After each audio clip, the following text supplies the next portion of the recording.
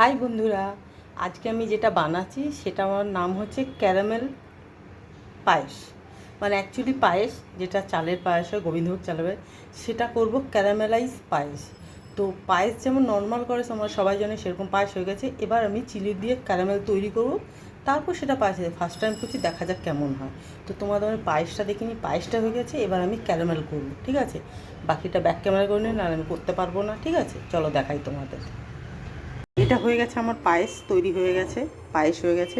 এবার এখানে বাটি বসিয়েছি, এবার এখানে ক্যারামেলাইজ মানে ক্যারামেল করবো, তার মধ্যে বাটি দিয়েছি। এবার এটা অ্যালুমিনিয়াম বাটিতে করছি। এবার চিনি দেবো,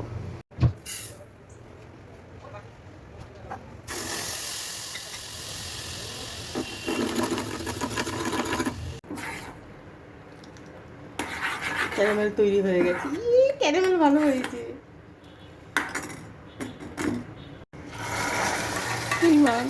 আমাদের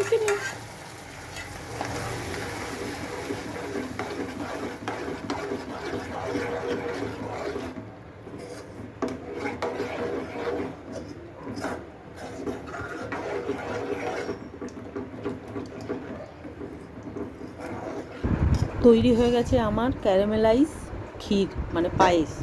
তো দেখে মনে হচ্ছে, এটা দেখে মনে হচ্ছে যেন নতুন গুড় হয় না, নতুন গুড়ের পায়েস, কিন্তু কিন্তু এটা খেতে খুব সুন্দর হয়েছে। আর এটা হচ্ছে ক্যারামেলাইজ, চিনিকে ক্যারামেল করে তৈরি করেছি। তোমরা একবার বাড়িতে বানিয়ে দেখতে পারো, আশা করি তোমাদেরও ভালো লাগবে।